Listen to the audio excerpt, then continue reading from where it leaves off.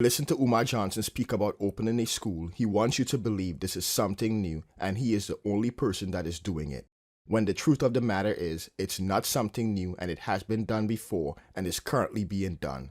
I am going to create a series of videos highlighting people that have started African-centered schools. Today we are going to look at the Xyayx Institute that was started by QButter. If you are not familiar with QButter is an individual that started an African-centered school in Brooklyn, New York. I want to be clear, this video is not an endorsement for the Xyayx Institute. I believe you as an individual should do your own due diligence. Also, anytime you mention QButter's name in parallel with Umar Johnson supporters will say, well, QButter's school is government funded. So I reached out to QButter and asked him if the Xyayx Institute was government funded, and he said no. Here is a screenshot of that conversation. This is a deflection tactic that Umar Johnson also uses anytime someone mentions the school that LeBron James started along with the Akron School District. Umar Johnson has also degraded institutes such as QButter's. Any of the popular YouTubers, ain't none of them trying to build no institute. Not one of them. I ain't talking about no big basement school either, but a real school. Now we know Umar Johnson does not have a functional school, and QButter does, so we cannot compare schools. However, we can compare the process of the two projects. The first thing we are going to look at is information. Where can a supporter or potential supporter find information? Since there is not a dedicated website for FDMG that you can go to in order to get information, which you would think that after 10 years of working on this, the least Umar Johnson could do is put together a website where supporters or potential supporters can go in order to get information on this project. So since there is no website for FDMG, I am going to go to Umar Johnson's website. If we look at the top menu, we don't see any link that is dedicated to the school. We know that the website has been updated recently because we see a dedicated link to subscribe to his podcast has been added. We see information to purchase tickets for his speaking gigs. We see information to pre-order a book that he has been taking pre-orders on for at least 3 years. Notice he has updated the website with the link to pay for his podcast. So we see what's important to him, still nothing on the school. More information on his speaking gigs. A link to purchase merchandise. Finally, some information on the school. However, this is just a promo video that was created a year ago after the property was purchased. This is the same video that he posted on his Facebook page. This video is somewhat pointless. Wouldn't it have been more beneficial to create a video maybe with him touring the building with the contractors and giving supporters detailed information on what is wrong with the property, and a breakdown of the cost to complete the repairs, then providing a detailed action plan. If we continue to scroll down, we see information about Umar Johnson. There is a lot of information, but the only mention of the school is this last paragraph. If we keep scrolling, we see information on lectures and events. Then we see information to contact Umar Johnson. In the case of QButter, if we wanted to get information on the Xyayx Institute, there is a dedicated website. If I go to the website, there is a tab where I can get information about the school. Under the Admissions tab, there is information about homeschooling. So there is a homeschooling option, and all the information is outlined for parents that might be interested in this option. There is information on how to enroll your child. There is a breakdown of the cost to attend the institute. There is even a virtual option. So if a parent is interested in sending their child to the Xyayx Institute, but is not located in Brooklyn, New York, they can attend remotely. You have the student handbook that outlines the student's expectations, and the parent handbook that outlines the parent's expectations. There is an academic tab that outlines the core subjects. the grade level they cater to, the school's academic calendar,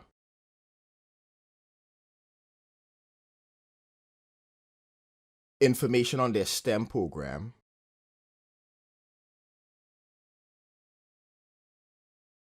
information on how the students are assessed,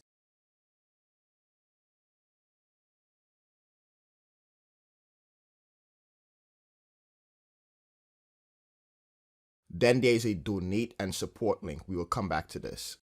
The next place someone might go if they are looking for information on these projects might be social media.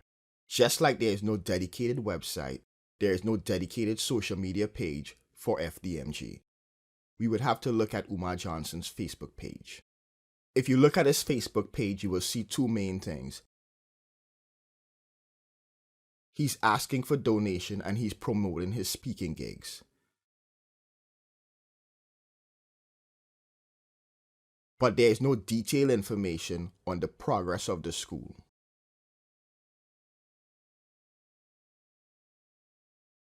If we look at the videos he have posted, there are lots of videos, but nothing on the progress of the school. Where can a potential donor/supporter get information on the progress of the school?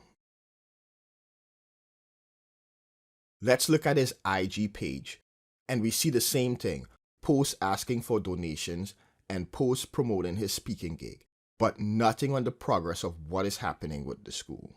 So up to this point, the only thing we have on the progress of Umar Johnson's school is a promotional video that was published a year ago that really does not tell us anything about the progress of the school. I know some people might be saying, well, he does release some videos talking about the school, but that is the problem. As a donor or potential donor, you should not have to comb through a bunch of videos or Facebook posts to find information on this project. There should be a dedicated place a supporter or potential supporter can go to get information on this project. You notice I did not have to comb through information to find out about his speaking gigs. It was front and center on his website. Now if we look at Cubada's Xyayx Institute, there is a dedicated Facebook page. And if we scroll through, we can see images of the kids at the institute. Let's take a look at some of the photos. Here we see a picture of kids in one of the classrooms. You notice all the equipment in the classroom?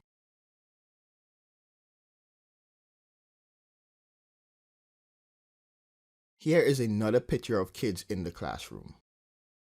And there are lots more pictures of kids at the institute.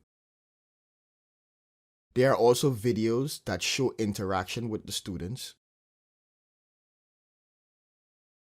Do what? Spin centrifugal, right? So that's connected to the shaft. So what does it cause the shaft to do? Spin centrifugally. Now the reason why it was heating up for what? What did I tell you? Because of resistance, right? So the resistance, there's something wrong with this mechanism because it wouldn't turn, right? We heard the hum, right? We heard the hum. So that means we had too much resistance. So whatever's going on in there, it's keeping this from spinning freely, right? Which usually means it's the brushes, which are these, right? Yeah. Which are these. So these are your problem. The problem isn't here. It's here. The coil may be bad in it, okay? It's not a mechanical problem. It's an electrical problem. Is it possible? Oh, so is it possible for this to like overheat and like stop working? Yes, because. What's good, Black fam? You know we're doing the video. Thank everybody that's been supporting. Let me get a Black Power. Black Power! All right, we just want y'all to know that we're extremely thankful for all the donations. We've been getting all different types of items for the classes, and we have some stuff that nobody has around the country. And our engineering and STEM program and just general educational services and programs have been leveled up because of your support. So we just want to say thank you. Thank you! And we're going to make sure that every one of y'all that's been supporting us is truly proud of y'all. And this is what your investment looks like. This is the future, some of the future faces of the Black community. We powerful? We powerful! Are we great? Yes. Are we the future? Black power? That's what I'm talking about. Black excellence, black education, love. Continue supporting y'all. Y'all know what to do. Black power. Now let's look at some of the logistical aspects of both projects. We know that FDMG lost tax-exempt status because 990s were not filed for 3 consecutive years. And if we look on the IRS website, we see that it is still revoked. I reached out to Q Butter and I asked him if the Xyayx Institute was tax-exempt, and he said yes. Here is a screenshot of that conversation. If we look on the IRS website, we can see that the Xyayx Institute is in good standing. Look at this. You remember when Umar said that he did not know that the IRS approved FDMG tax-exempt status? That has already been proven to be a lie. But look at this. Right here is a determination letter that the IRS sends you once they approve your tax-exempt status. And if we click the link, we can see a copy of the letter that was sent to Q Butter when the Xyayx Institute tax-exempt status was approved. We can see that Q Butter did file his 990. IRS Form 990 is an informational tax form that most tax-exempt organizations must file annually. The form gives the IRS an overview of the organization's activity and detailed financial information, which is something that Umar Johnson never did, which led to FDMG tax-exempt status being revoked. Let's talk about transparency when it comes to the money that has been collected. In the 10 years of Umar Johnson collecting money, he has never shown any type of accounting for the money that has been collected. In the case of Q Butter, he has a GoFundMe where he is currently raising money for the Xyayx Institute. And if we look at the GoFundMe page, we see something we have never seen from Umar Johnson. Q Butter has posted the actual receipts to show the donors and supporters how he is using the money. This is something that Umar Johnson has never done in the whole 10 years. He has never provided any accounting showing how much money has been received.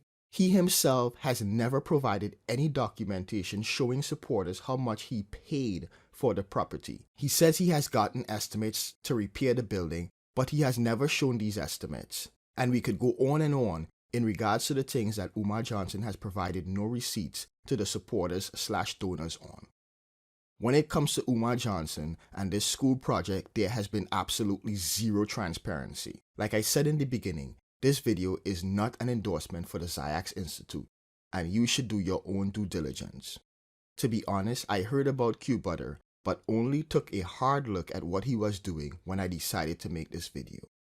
I have to give him credit for what he has done. You can say what you want, but here is what you cannot say, is that he does not have a functional institute.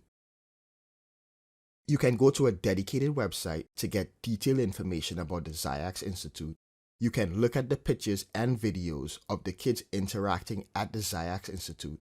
You can call the Xyayx Institute to schedule a tour, even volunteer. You can look and see that the Xyayx Institute is in good standing with the IRS.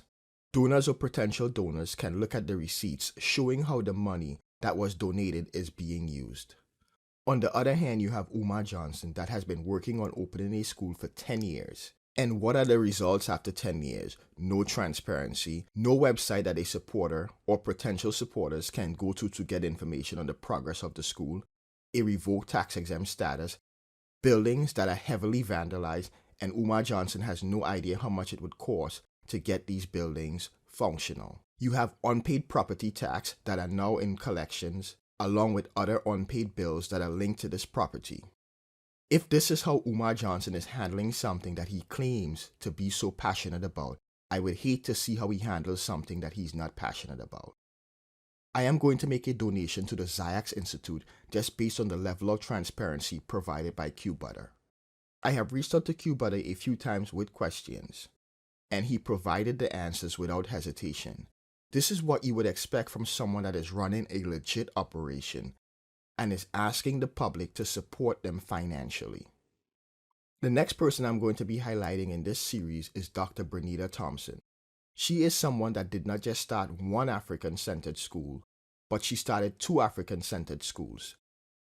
Make sure to like and share the video, and if you're new to the channel, please make sure to subscribe.